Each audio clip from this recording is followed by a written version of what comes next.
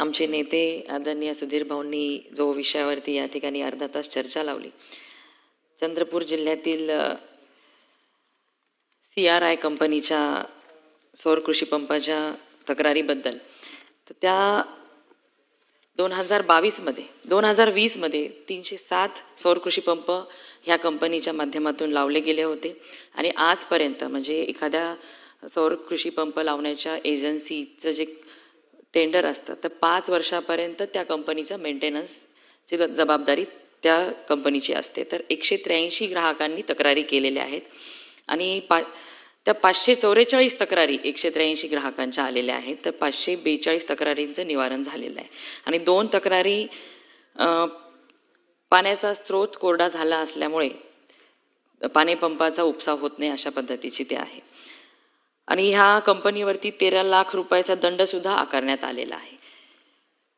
अध्यक्ष महोदय, खरं तर सुधीर भाऊंनी सौर ऊर्जेला सकारात्मकताच दर्शवलेली आहे, कारण की आदरणीय पंतप्रधान नरेंद्र मोदीजींनी भारताने पहिल्यांदा ग्लासगो इथे जे समिट झालं होतं नेट झिरोमध्ये पहिल्यांदा कार्बन एमिशनचं ध्येय ठेवलेलं आहे आणि 2030 पर्यंत भारत 50% अपारंपरिक ऊर्जा स्रोत वापरेल अशी घोषणा पंतप्रधान नरेंद्र मोदीजींनी केलेली आहे.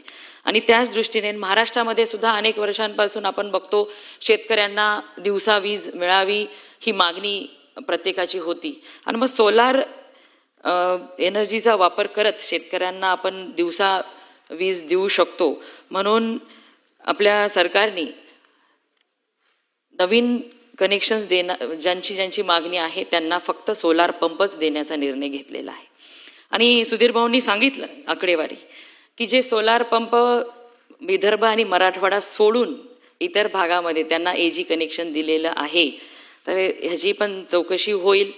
आणि सुधीर भाऊ, खरं तर दुर्दैवाने अनेक वर्षापासून मराठवाडा विदर्भावरती म्हणजे फक्त शेतकऱ्यांच्याच बाबतीत नाही तर प्रत्येक विभागाचा अनुशेष हा भरून आलेला नाहीये आणि त्यामुळे विशेष बाब म्हणून आपल्या ज्या आता शेतकरी बांधवांनी या ठिकाणी AG पंपाची मागणी केली होती त्यांना तर त्यांचे पैसे परत दिलेले आहेत. ज्यांनी मग सोलार पंप घेण्यासाठी सकारात्मकता दाखवली त्यांच्या तो आपण 90% सबसिडी ह्या सोलार पंप कनेक्शनसाठी देतो, त्याच्यात त्यांचे पैसे आपण वर्ग केलेले आहेत.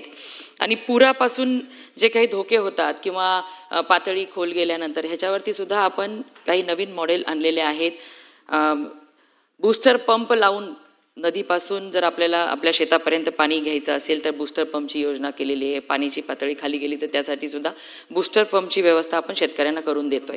तरी देखील ज्या शेतकऱ्यांना AG पंप शिवाय पर्याय नाही अशा शेतकऱ्यांच्या बाबतीमध्ये मुख्यमंत्री महोदयाच्या दालनात आपण बैठक लावून सकारात्मक असा निर्णय त्या ठिकाणी होईल अशा पद्धतीची बैठक लावू आणि मराठवाडा विदर्भातील शेतकऱ्यांच्या खास चंद्रपूरमधल्या शेतकऱ्यांच्यासाठी AG कनेक्शन कसं देता येईल यासाठी आपण बैठक लावू.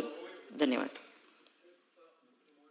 बैठक लावून चंद्रपूर जिल्ह्यासाठी AG पंप कसे देता येईल याबद्दल अधिकाऱ्यांसोबत चर्चा घडवून आणण्याचा निर्णय केला.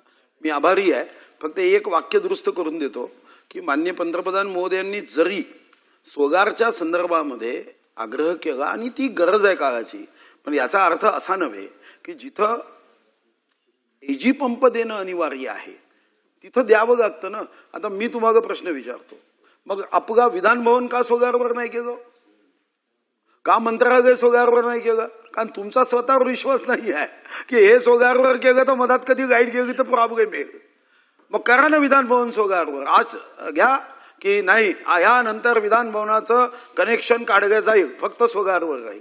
काय होतं शेतकऱ्यांना आपण जे सांगतो की नाही हे थोडंसं मला बरोबर वाटत नाही. तुम्ही जेव्हा आज दुपारी जेवायला बसाल तेव्हा एकदा ज्या शेतकऱ्यांनी अन्न पिकवलं त्याच्या आत्म्यात जाऊन विचार करा. तुम्ही 100% चंद्रपूरचे कनेक्शन द्या हा मला विश्वास आहे. मी आपला आभारी आहे. धन्यवाद. अध्यक्ष महोदय, लवकरच महाराष्ट्रातील सर्व सरकारी कार्यालयाच्या इमारती ह्या सोलार वरती कन्वर्ट होणार आहेत. त्याच्यामुळे आपण लवकरच होणार आहे सुधीर भाऊ ते. आणि शेतकऱ्यांसाठी पण ज्या ठिकाणी अर्धा तास चर्चा चालू आहे बापू साहेब.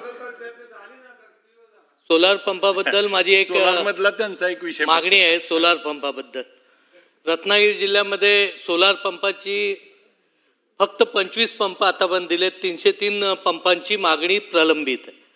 मग जर सोलारही पंप देत नाही, इलेक्ट्रिक कनेक्शन देत नाही, तर शेती नक्की कशी करायची हा आमच्यासारख्या समोर प्रश्न आहे. एक दुसरी गोष्टची अडचण आहे की आमच्याकडे छोटे छोटे खूप सातबारे असतात. एका सातबाऱ्यावर जर एंट्री केली तर दुसऱ्या सातबाराची ते सोलारला सातबारा अपलोड होत नाही. मग त्या शेतकऱ्यांनी कशा पद्धतीने पंपाचं कनेक्शन मिळावं हा एक मुद्दा, महत्त्वाचा मुद्दा आहे. आणि माझी आग्रहाची मागणी आहे की पुऱ्या महाराष्ट्राचा कोटा न देता रत्नागिरी जिल्ह्यासाठी हा सोलारचा कोटा, हा प्रत्येक जिल्ह्याचा लोकसंख्येच्या निकषावर तो कोटा देण्याचं धोरण आपण निश्चित करणार आहात का? आणि जे पेंडिंग कनेक्शन आहेत सोलारचे ते एक तर सोलारचे तातडीने द्यावेत, अन्यथा वीज एजी कनेक्शन म्हणजे विजेचं कनेक्शन द्यावं. कारण कोकणामध्ये सोलारला तेवढी फिजिबिलिटी मिळत नाही. वस्तुस्थिती आहे, पोपळीची बाग आहे, नारळाची बाग आहे, त्याच्या खाली बोर आहे, कसा येणार? एक तर आमच्याकडे 4 महिने पाऊस आहे, त्याच्यामुळे सूर्यप्रकाशाची अडचण होते. ते ह्या सगळ्याचा विचार करून आदरणीय जसं साहेबांनी सांगितलंय तसं दोन्ही अल्टरनेटिव्ह ठेवा. कंपल्सरी सोलार केलं तर शेती पुढं होणार नाही कोकणातली. त्यामुळे माझी आग्रहाची विनंती आहे आपल्याद्वारे, आणि ती निश्चितपणे त्याच्याबद्दलचं धोरण निश्चित करून मिळावं. मंत्री महोदय, अरे मागेल त्याला सौर पंप योजना आहे, त्यामुळे असं प्रत्येक जिल्ह्याला काही ठराविक असा कोटा नाही. ज्या शेतकऱ्यांनी मागितले त्यांना आपण देतोय. आणि विलंब होतोय तर शेतकऱ्यांनी जर एखादी कंपनी सिलेक्ट केली तर त्या कंपनीला बंधनकारक आहे की 1 महिन्यामध्ये तो सोलार पंप लावून देणं. आणि मग आता आपल्या रत्नागिरीमध्ये 115 पंप दिले आहेत आणि मागेल त्याला सौर कृषी पंपामधून 114 दिलेले आहेत एकूण. आणि विलंब कशामुळे होतोय?